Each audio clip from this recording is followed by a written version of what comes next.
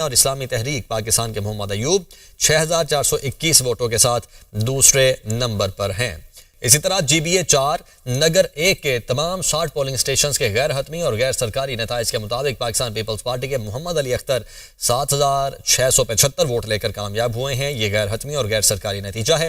اسلامی تحریک پاکستان کے محمد ایوب 6421 ووٹوں کے ساتھ دوسرے نمبر پر ہیں۔ جی بی اے 4 نگر 1 کے تمام 60 پولنگ سٹیشنز کے غیر حتمی غیر سرکاری نتائج کے مطابق پاکستان پیپلز پارٹی کے محمد علی اختر اس وقت آگے دکھائی دے رہے ہیں، 7675 ووٹوں کے ساتھ کامیاب ہوئے ہیں، اور اسلامی تحریک پاکستان کے محمد ایوب 6421 ووٹوں کے ساتھ دوسرے نمبر پر ہیں۔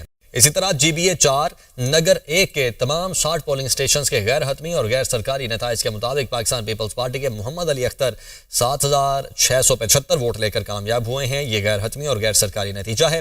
اسلامی تحریک پاکستان کے محمد ایوب 6421 ووٹوں کے ساتھ دوسرے نمبر پر ہیں۔ جی بی اے 4 نگر 1 کے تمام 60 پولنگ سٹیشنز کے غیر حتمی غیر سرکاری نتائج کے مطابق پاکستان پیپلز پارٹی کے محمد علی اختر اس وقت آگے دکھائی دے رہے ہیں، 7675 ووٹوں کے ساتھ کامیاب ہوئے ہیں، اور اسلامی تحریک پاکستان کے محمد ایوب 6421 ووٹوں کے ساتھ دوسرے نمبر پر ہیں۔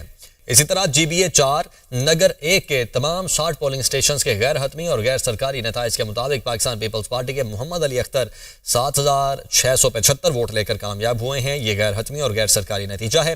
اسلامی تحریک پاکستان کے محمد ایوب 6421 ووٹوں کے ساتھ دوسرے نمبر پر ہیں۔ جی بی اے 4 نگر 1 کے تمام 60 پولنگ سٹیشنز کے غیر حتمی غیر سرکاری نتائج کے مطابق پاکستان پیپلز پارٹی کے محمد علی اختر اس وقت